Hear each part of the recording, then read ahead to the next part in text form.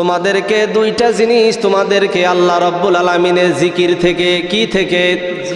আল্লাহ রব্বুল আলামিনের জিকির থেকে, আল্লাহর ইবাদত থেকে, আল্লাহর স্মরণ থেকে তোমাদেরকে গাফেল করে রাখবে, সরে রাখবে, পৃথক করে রাখবে, ডিভাইড করে রাখবে, পার্থক্য করে রাখবে তোমাদের মাঝে। কয়টা জিনিস? কয়টা জিনিস? আরো জোরে, জোর হলো না। আল্লাহ রাব্বুল আলামিন সূরাতুল মুনাফিকুনের 9 নম্বর আয়াতের মধ্যে বললেন, ইয়া আইয়ুহাল্লাযীনা আমানু, হে ঈমানদারগণ। আল্লাহ কাকে ডাক দিলেন? কাকে ডাক দিলেন? আল্লাহ তো বলতে পারতেন হে মানুষ সকল, কিন্তু আল্লাহ মানুষকে ডাক দিলেন না। আল্লাহ রাব্বুল আলামিন সর্বপ্রথম ডাক দিলেন কাদেরকে? ঈমানদারদেরকে ডাক দিলেন।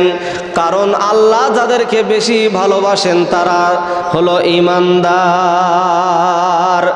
আর জান্নাতি বাগানে তারাই বসতে পারে যাদের ভিতরে ঈমান আছে।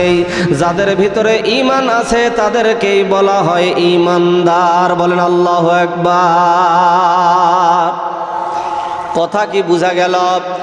আল্লাহ রাব্বুল আলামিন, কোয়েলটা সরে দেন। আল্লাহ রাব্বুল আলামিন মুমিন ঈমানদারদেরকে বারবার ডাক দিয়ে বলতেছেন, ওহে বিশ্বাসীগণ। ঈমানদার মানে হলো বিশ্বাসীগণ, যারা বিশ্বাস করে। কি করে? যারা বিশ্বাস করে এদের নাম হলো বিশ্বাসী।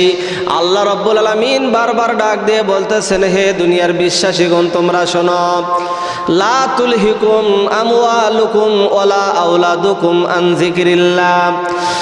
মনে রাখবে ও দুনিয়ার বিশ্বাসীগণ, তোমাদেরকে দুইটা জিনিস তোমাদেরকে আল্লাহ রাব্বুল আলামিনের জিকির থেকে, কি থেকে?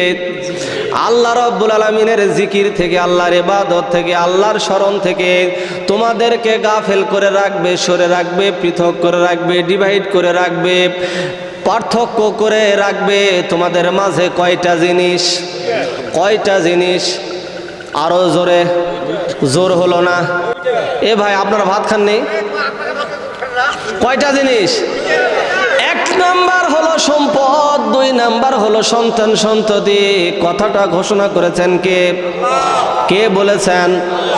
আল্লাহ বলে দিয়েছেন দুইটা জিনিস মানুষকে ধ্বংস করে দিবে, দুইটা জিনিস মানুষকে আল্লাহ রাব্বুল আলামিনের জিকির থেকে সরে রাখবে। 1 নাম্বার হলো সম্পদ। সম্পদ বলতে আমরা কি বুঝাই? টাকা পয়সা, গাড়ি বাড়ি, নারী, এগুলিকে বুঝাই, ঠিক কিনা বলেন? কিন্তু মুফাসসিরিনে কেরামগণ বলতেছেন এই সম্পদের আরেকটা অর্থ আছে, যার নাম হলো ক্ষমতা। বল আল্লাহু আকবার। সম্পদের মধ্যে অন্যতম একটা উপাদান হলো ক্ষমতা। এই ক্ষমতাকে যদি আমরা সৎভাবে ব্যবহার করি তাহলে আমরা নাজাত পেয়ে যাব। আর এই ক্ষমতাকে যদি আমরা অপব্যবহার করি, অন্যায় কাজে যদি ব্যয় করি, তাহলে এই ক্ষমতা অপব্যবহার করার কারণে আমাদেরকে কিন্তু জাহান্নামে যাওয়া লাগবে। ক্ষমতা যারা ন্যায় পথে ব্যয় করবে, সৎ পথে যারা ক্ষমতার ব্যবহার করবে, এরা হলো ঈমানদার। এদের নাম কি বলেন?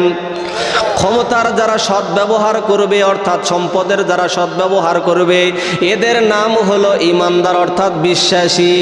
আর যারা ক্ষমতার অপব্যবহার করবে, তার মানে সম্পদের অপব্যবহার করবে, ওরা হলো মুনাফিক। আর মুনাফিকদের স্থান কোথায় হবে আপনারা বলেন? কোথায় হবে? মুনাফিকদের স্থান হবে চিরস্থায়ী জাহান্নামের মধ্যে। তাহলে আমরা জান্নাতে যাব না, কোথায় যাব? জাহান্নামে যাব। বলেন তো কোন দিকে আমরা যেতে চাই? যদি জান্নাতে যেতে চান তাহলে আল্লাহ রাব্বুল আলামিনের কোরআন মানতে হবে। রাজি আছেন তো? আর যারা জান্নাতে যেতে চায় না তারা আল্লাহ রাব্বুল আলামিনের আইন বাদ দিয়ে মানুষের তৈরি করা আইন, মানুষের তৈরি করা মত, মানুষের তৈরি করা পথ, মানুষের তৈরি করা সংবিধান মানবে। তাহলে খুব সহজে তারা জাহান্নামে যেতে পারবে।